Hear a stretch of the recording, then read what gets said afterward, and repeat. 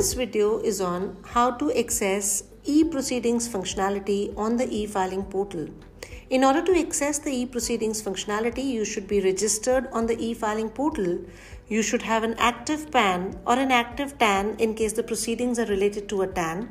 You should have received a notice, intimation, or a letter from assessing officer, CPC, or any other income tax authority.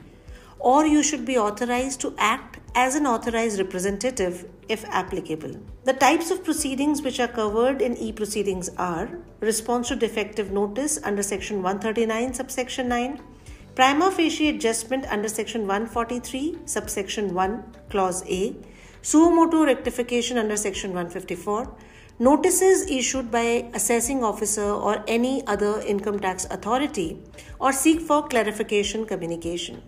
Let us now look at response to defective notice under section 139 subsection 9. This is a notice which is issued by the income tax department if there are certain errors or omission in your return. You need to respond within 15 days. You may refer to the video on response to defective notice under section 139 subsection 9 to know more.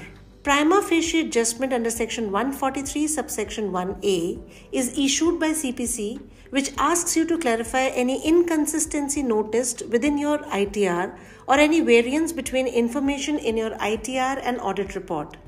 You may either revise your return or respond to the variances in the notice within 30 days. Suo motu rectification under section 154 is issued when there is a mistake apparent from the record in your return and you receive a suo motu rectification under section 154 from the department.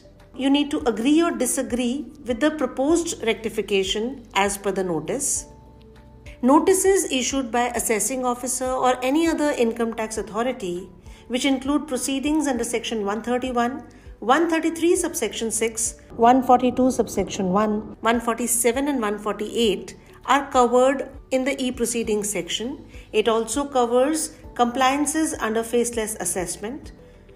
The taxpayer can respond as self, authorized representative, or for any other PAN or TAN. Taxpayer can also seek adjournment for the response due date or seek video conferencing in this functionality. Seek for clarification communication is sent by CPC when certain information provided in the return is insufficient and clarification is required on certain claims made. The response to this notice is required to be submitted within 15 days to the department using the e-proceeding service. Let us now check how a taxpayer can use e-proceedings functionality. In order to access the functionality post-login, you can click on Pending Actions and then go to e-proceedings. On the e-proceedings page, you can view all the proceedings for you under For Your Action tab. You can also see the notices as self or as authorized representative, and you can take action on the same proceeding. Let us first see how do we view and download a notice. On the proceeding record, you can click on View Notices. In order to check the notice, you can click on Notice/Letter PDF. Once you click on Notice/Letter PDF, you can download or you can view the PDF of the notice. Let us now see how we submit a response to the notice. You can click on View Notices for the relevant record. On the View Notices for the proceedings page, you can click on Submit Response.